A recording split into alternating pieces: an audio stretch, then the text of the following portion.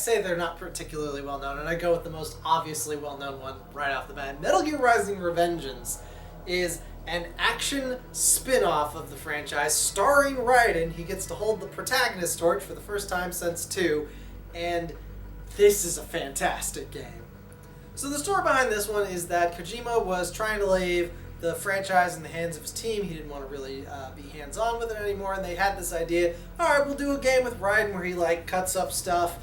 They were struggling, his team couldn't figure it out, and he wasn't going to step in to run the game, so he's like, alright, what if we ask Platinum Games to just make it for us? They said yes!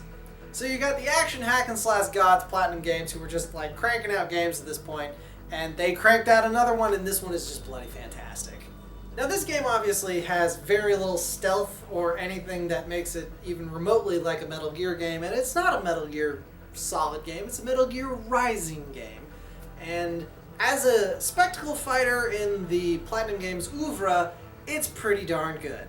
It forgoes the usual dodge mechanic that they'd become famous for following Bayonetta, and goes for this parry system where you hit the attack button and a direction on the analog stick just before an attack hits you to deflect the attack.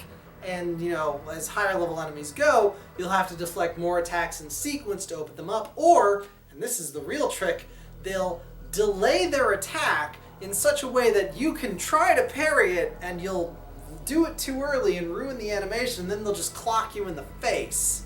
The ability to slice up everything that was the original pitch for this game is kind of kept.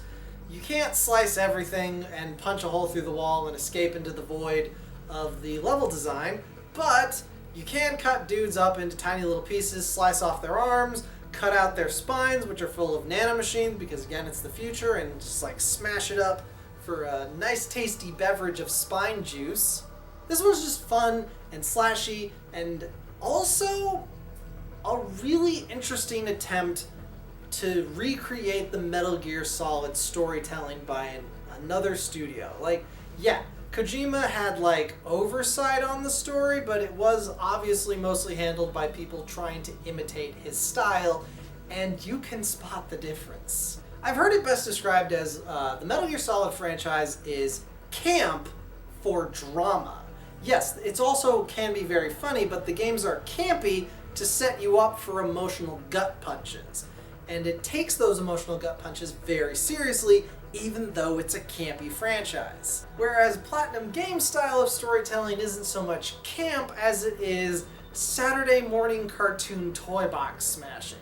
You know, and on the surface it can be kind of hard to spot the difference because they're big, over-the-top, silly, and goofy, but there's a textual difference there, most obvious in the final boss of the game, Senator Armstrong, who, after you slice up his Metal Gear robot, just decides he's gonna start beating the shit out of you using his, like, super-duper nanomachine punches.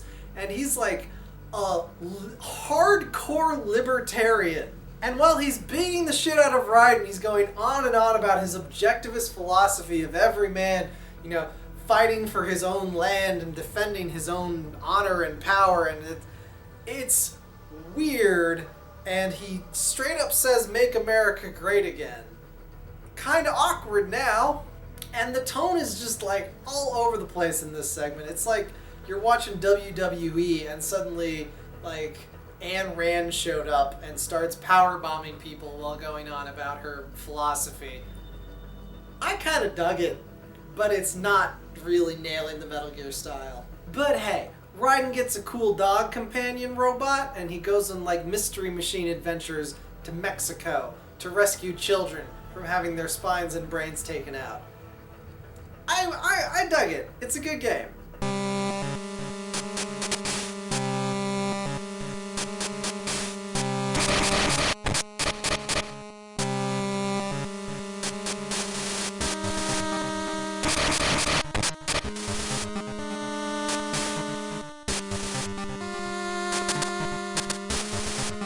Now, on the complete other end of the spectrum, we have Metal Gear Solid Ghost Babel, or Metal Gear Solid on the Game Boy Color. Yeah, This was made after the PS1 game. Their stated intention was to take the PS1 Metal Gear Solid and cram it onto a Game Boy Color cartridge. They pulled it off, the mad bastards. Now obviously they don't cram in all the cutscenes and the voice acting and the 3D models now, but they do recreate the experience of Metal Gear 1 and Metal Gear 2, but brought up to date with, you know, sort of the style and energy of Metal Gear Solid. Like, it's rare to start a Game Boy Color game that has like a 10-minute opening codec cutscene just explaining the plot to you. This is handheld gaming. I'm supposed to be doing this on the go. Move, move, move. Nope. You are gonna sit and watch this cutscene. And I just really, really like this. You know, it's snacky. There's like 6 levels, they're timed, and you just kind of go. The sprite work is fantastic. The stealth is really good, and the puzzles, like, there's actual, like, really intense puzzles in this one. Like, there's a whole segment where you just have to, like, figure out where these conveyor belts are going to take your box and switch the box to, you know, put the right color box in the right color conveyor belt. That was fun. There's, like, the guided missile segment from Metal Gear Solid 1 is now an entire fucking level that just kind of builds on complexity as it goes. The boss fights are really fun and neat, and there's like the whole dying like monologue cutscene, which was kind of lacking in Metal Gear 2, but they brought it in for this one because they're copying Metal Gear Solid 1. First guy throws boomerangs, that's funny. Second one has like these 2 doll puppets that will fool you because the room is dark, and if you put on your infrared goggles, you can't freaking tell which one's the real one and which ones are the fakes. So you gotta put on your night vision goggles, but then he starts throwing stun bombs. Freaking hell, Flame Bison? This boss fight is straight up good by Metal Gear Solid standards all over the franchise. Like, he's a big flamethrower guy and you gotta hit the thing on his back, but he will mess you up if you approach from the front, so you have to like use your whole arsenal to trick him and like hit him from behind. It's a really fun fight. Story-wise, this is sort of like an alternate universe spin-off where after Metal Gear 2, just a different series of events happens. The Shadow Moses incident from Metal Gear Solid 1 never happened. Instead, we go to Zanzibar Land. And the story's not like blowing me away or anything, but just like with Metal Gear 2, it's just impressive that all this story is here in this little like handheld format context, and it's fun to play. The main thing I gotta knock this game for is that the menus to switch items is really inconvenient and hard to do, but they just didn't have enough buttons on the Game Boy Color. I was genuinely blown away by how much fun I had with this game. Like, it's right up there with Metal Gear 2 in my case. Hard to get though, probably gonna want to emulate it.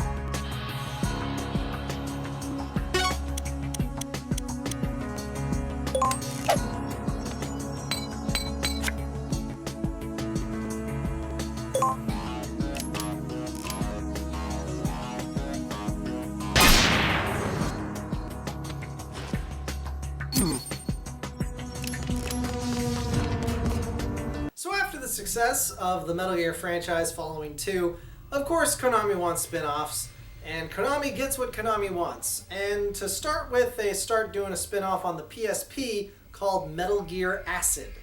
I have 2, which is just the better one, but they're basically the same game. A turn-based tactics game using trading card mechanics. Okay, so how that works is you've got like a deck of cards you take into each level, and the deck of cards has like a bunch of weapons and special moves you can do, but basically every card can be used to move your character on like the tactical grid. Like, you got a gun, you can use it to shoot a guy, or you can use it to like walk up behind him and punch him over the railing. Now, I'm not really a big fan of the trading card elements of these games, because like between missions you have to go to the card shop and buy them, but like there's no way to spend real money on it. It's all in-game points you earn, so like... And Konami did those Yu-Gi-Oh games, so they know how to do card game mechanics. They're not bad card game collectible mechanics, and if that's something you really enjoy doing, I can see how this would be fun for you, but it's just kind of between me and the tactical stealth gameplay.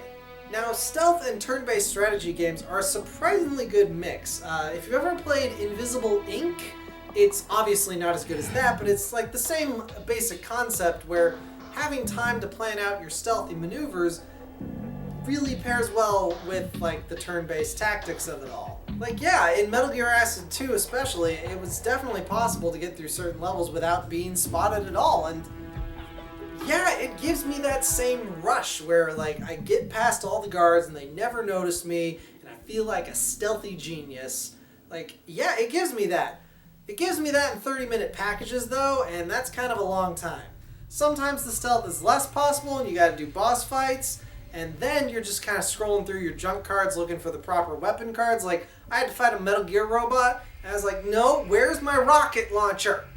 There are just some basic gameplay problems with this that are kind of annoying to overcome. Metal Gear Acid 1 is way worse for it, though.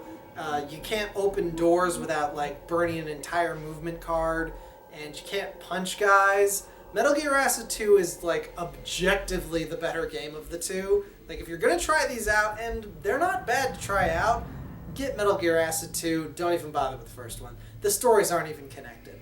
And those stories are kinda junk. These are very low budget affairs, so there's no voice acting, and they kind of do that visual novel, just stills of people's faces with some like background art occasionally, but not a lot of stills of people's faces, so it's just very static and not very engaging. Metal Gear Acid 2 at least has jiggle physics on two of the female characters' boobages, which at least is a thing. It's a thing I noticed. I do want to praise the presentation for this Metal Gear Acid 2 though. Like, the colors like are really dreamlike and like sort of washed in neon watercolory, and the music is also pretty damn good too. Like, getting caught is bad, but then like the techno rave music kicks in and you're like, yeah! I didn't even know these games were a thing. Like, I was just shopping through the used section at 2nd and Charles to see what games they had on the PSP since I got one. And I'm like, what the hell is Metal Gear Acid 2? I've never heard of this. It's alright. It's not a bad time. It's not something I'm ever going to bother finishing. But, you know, it was a cool experiment.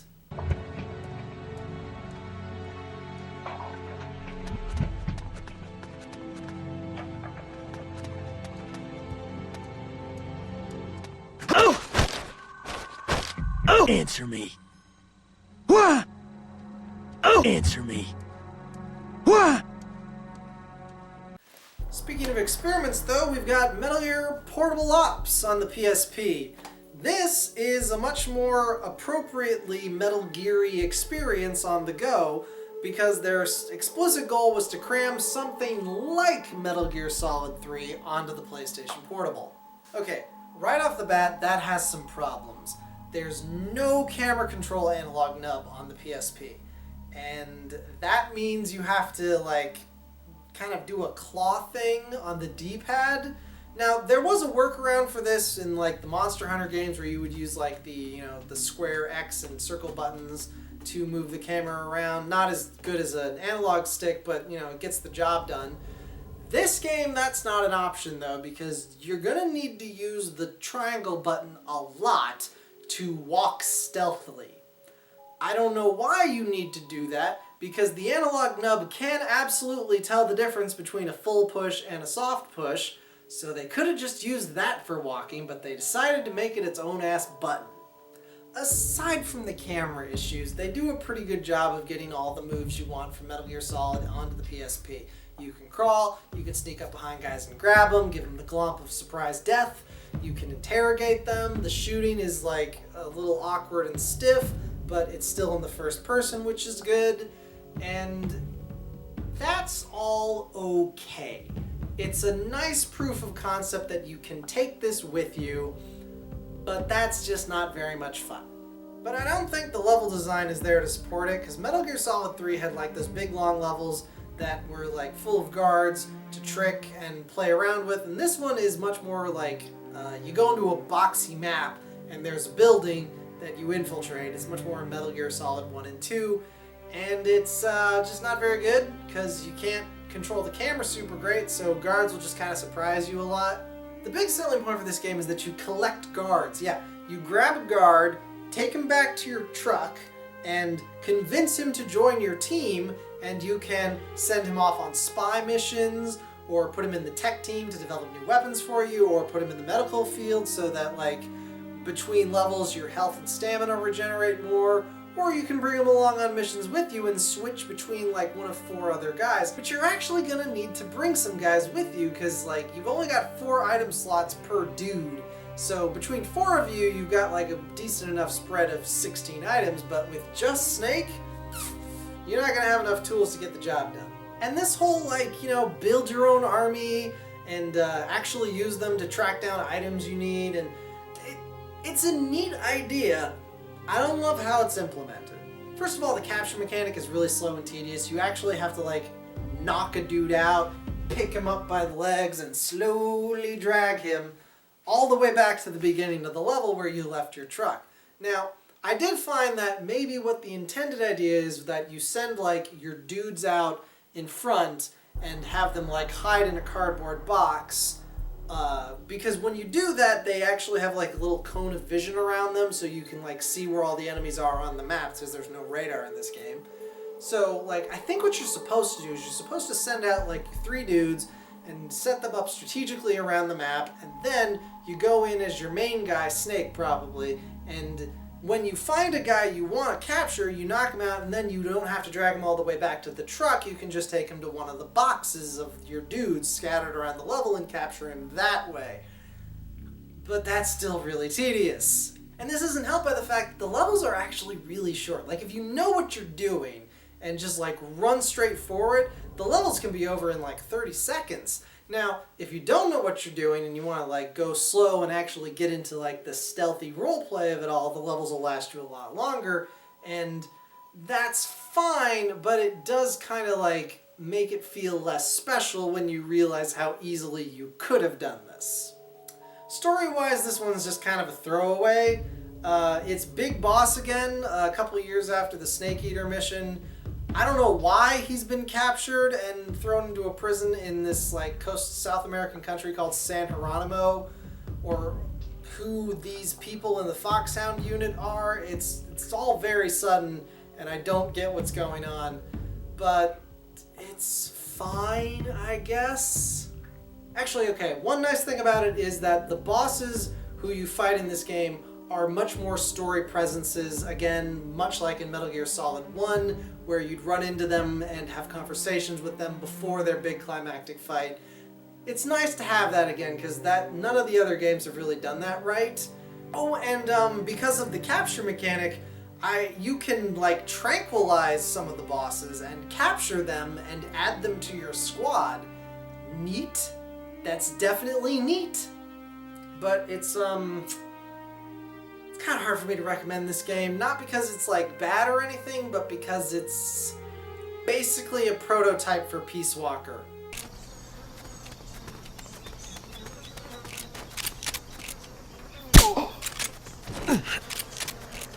To send a prisoner to Mother Base, equip the Fulton recovery system. Select equipment by pressing the square or circle button while holding the L2 button. Okay. We're back on the main series of games. Peace Walker is not a spin-off. You need to play this game. It's absolutely a full-ass Metal Gear experience on the PSP. They had about the same amount of people working on this beefy-ass game as worked on the PS3 Metal Gear Solid 4. So this one's set in the 70s. It stars Big Boss again, and his buddy Kazuhiro Miller and him have set up Militaire Sans Frontières. It's basically just a mercenary unit, but the idea is that he's trying to make a home for all the soldiers who've been abandoned by their countries, okay?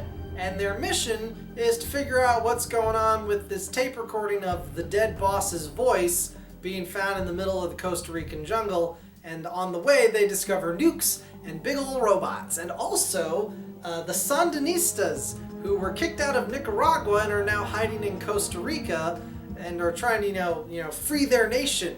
And Big Boss gets compared to Che Guevara.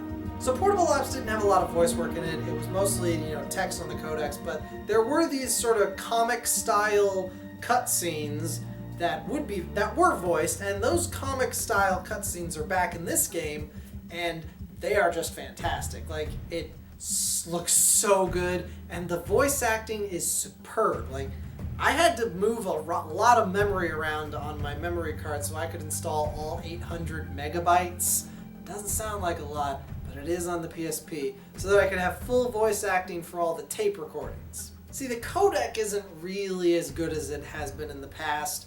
When you press the select button, you'll get like a one-line piece of advice from your like radio crew, but in between missions, you can pull up these like conversational tapes between Big Boss and like the various characters back at base, and these are gold. Like, I was really down on the story of Metal Gear Solid 4. This is the good Metal Gear Solid storytelling. This is the characters bouncing off of each other with a bunch of like really tiny, really specific scientific or movie details that become part of their life, and them just telling them to the boss. The boss believes in Santa Claus, apparently. And the gameplay for this one is just so much better. They've cleaned up the control scheme, so now you can control the camera with the face buttons and still like do all the main things you were doing. They got rid of the first-person aiming for everything but like some of the sniper rifles and go for this like over-the-shoulder camera. The level design is much more in keeping with Metal Gear Solid 3, where you've got like a bunch of linear levels you get funneled down, you have to avoid the guards there. It's so much fun. And the base management stuff from Portable Ops with all the characters you capture has been improved tenfold. First of all, the capture process is no longer drag them back to your truck. No. Slap a Fulton recovery balloon on those guys, they get launched into the air, and they're back at your base. It's funny and efficient. It's hard for me to explain why this is so much fun, but it's really, really well designed for a handheld format, because like you've got all the main missions, which are in a selectable list that you can just like work your way down, but then you've got the secondary list of side missions, which are full of so many fun things to do, like ghost hunting, popping balloons, stealth only levels where you cannot be seen. You fail the whole mission if you're seen. There's some boss fights against big machines. Oh, this is really cool. So first of the franchise, there's no boss fights against anime terrorists. This time it's all giant mech robots who are sort of like prototype Metal Gears. There is a Metal Gear that you not only defeat, but you also build your own Metal Gear. I painted mine Ava 1 colors. So like there's the fast one that's gonna like glide around the arena really fast. There's the flying one that you gotta pull out your like lock-on rocket launchers for. There's the big like tower point defense one that you have to climb on top of to destroy its armor. These are really neat and fun to do.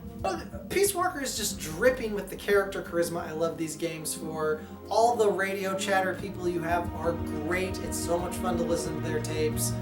The gameplay is as good as it's ever been. Like, I think this is like the best the gameplay is ever gonna get. Like, for me, this is just the peak of the franchise. It is the perfect summation of all the stuff I loved in the franchise. Maybe not the peaks of all the things I loved in the franchise. Metal Gear Solid 5 arguably has better controlling gameplay, even if the mission design is a lot loosier-goosier. And Metal Gear Solid 3 is, of course, the narrative peak of the series, but Metal Gear Solid Peace Walker is just the best fusion of them all, and it's my favorite.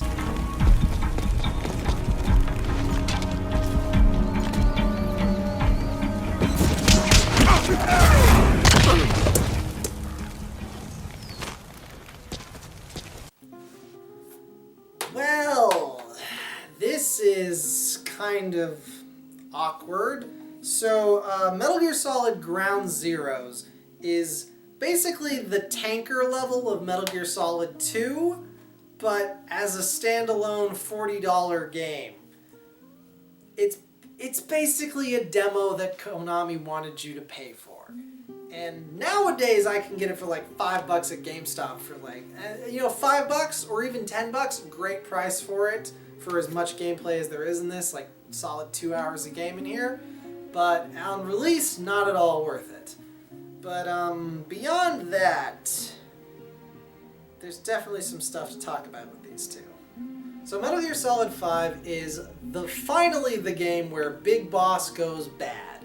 Like, that's the thing. Like, in Metal Gear Solid 3, he's the protagonist, but we know he's eventually going to be the big bad of the series. And arguably, he was already doing that at the end of Peace Walker, but this is the one where it's not subtle. And I also just think this is where it's obvious Kojima has gotten sick of this franchise because it doesn't feel like Metal Gear Solid anymore.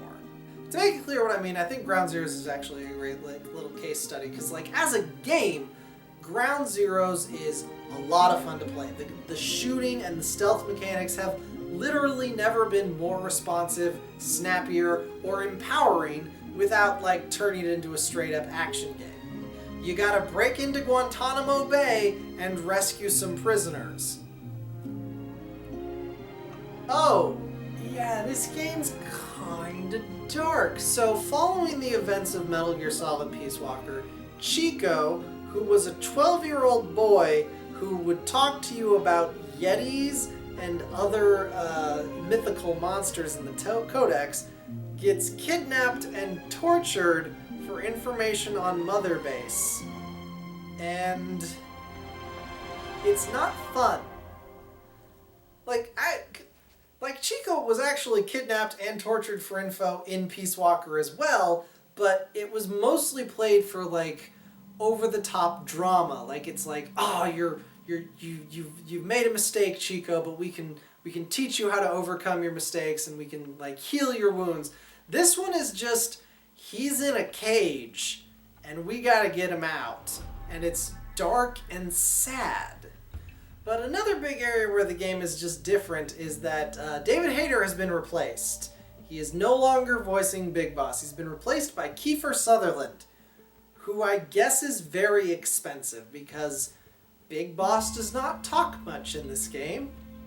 Now when we move on from the $40 demo of Ground Zeroes to the Phantom Pain, this is at the end of Act 1, the entire base gets exploded, and I guess there's a 9-year time jump. I'm not a fan of these time jumps, Kojima. Why are you doing these? But so you wake up as Big Boss in a hospital and your arm is gone, Phantom Pain, you get it, and you're being tracked down by anime terrorists again who want to kill you, and you escape, and now you get to rebuild your mother base, which was destroyed. Okay. I get that Peace Walker wasn't a huge seller or anything, so let's do the base building mechanics again, but in a game people are actually going to buy and play.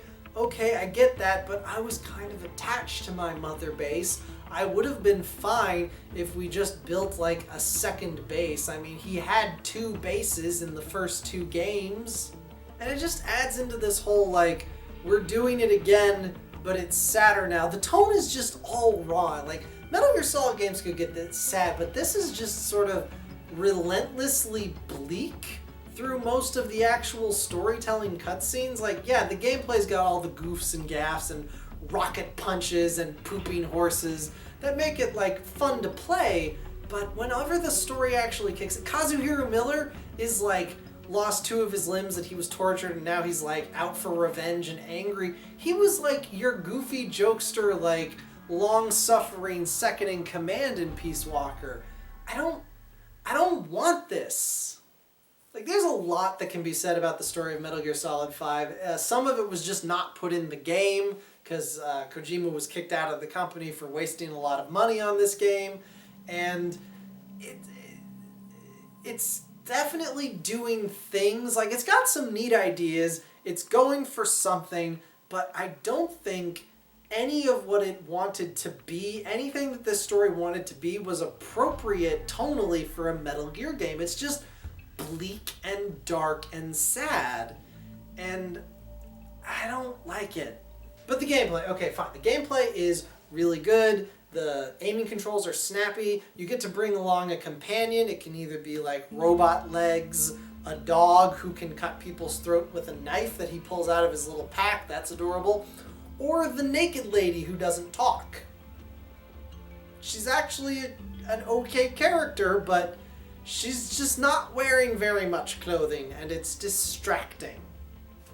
I mean, credit to Metal Gear Solid 5, even though I didn't like it that much, I still own it as opposed to Metal Gear Solid 4, because the actual sandbox, stealth 'em up stuff is inherently fun. And I can't take that away from it, but it does not have the story element that is so key to this franchise. even though there's a good story here that's engaging, it's just not a Metal Gear Solid story. And Kojima going on to make Death Stranding, which is kind of similar tonally to this game, is clearly something he was much happier doing. So that was the Metal Gear Solid franchise, except for Metal Gear Survive, which I haven't played yet. I wouldn't include in this video even if I had.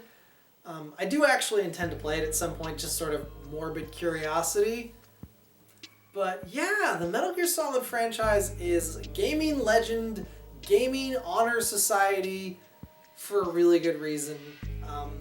Ironically, not great stealth games. Like, the later ones, Peace Walker 3 and 5, have actually really good stealth in them, but the earlier games are just kind of arcadey with it, and if you wanted, like, sort of more immersive stealth games, even at the time, there were better options.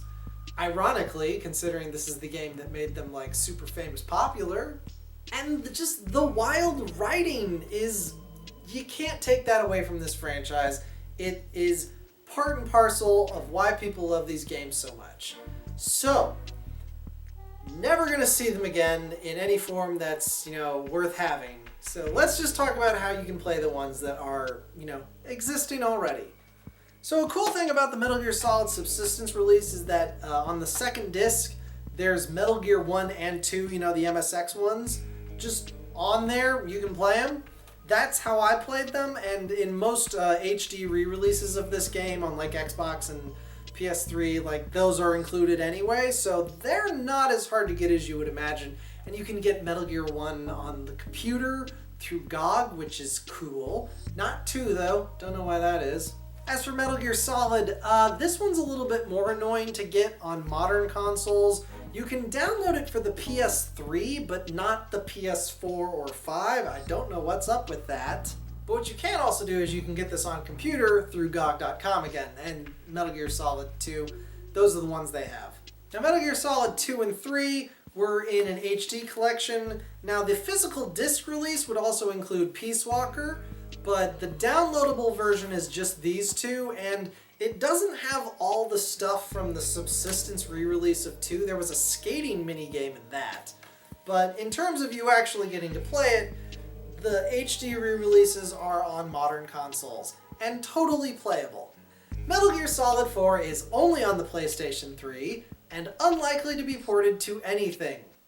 Metal Gear Solid 5 was multi-platform on the PS4 generation, so that one's easy to get, and it's really cheap. A lot of people bought it and turned it back into GameStop, so you can get it for like $15. Not hard to get. As for all the weird spin-offy ones, I just kind of had to buy these used. You can technically track them down through ROMs, but it's really annoying to do that for PSP games. Like, if you're really interested in playing Portable Ops and Acid, I'd say just get a PSP or watch someone play them on YouTube. Peace Walker had that HD version, which is a lot easier to get. I, again, prefer it on the PSP though. So yeah, Metal Gear Solid was just an absolutely fantastic franchise, and playing them all again was a lot of fun. Even the kind of duddy ones, 4 and 5, are, fun enough. There's not really a bad game here. You have to dig pretty deep into the spin-offs to find a bad game. Like, Metal Gear Acid 1 is the first one I'd say was just straight up bad, and that was improved on in the sequel. And my throat is really killing me. Oh my god, I'm so sorry, baby. I knew this was going to be really hard for me to not, go on and on and on about these games, because I really like them. I didn't grow up with them necessarily. I had one growing up, but I didn't grow up with the other ones. I caught up with them later, and they still mean a lot to me. So that's a sign of quality from me.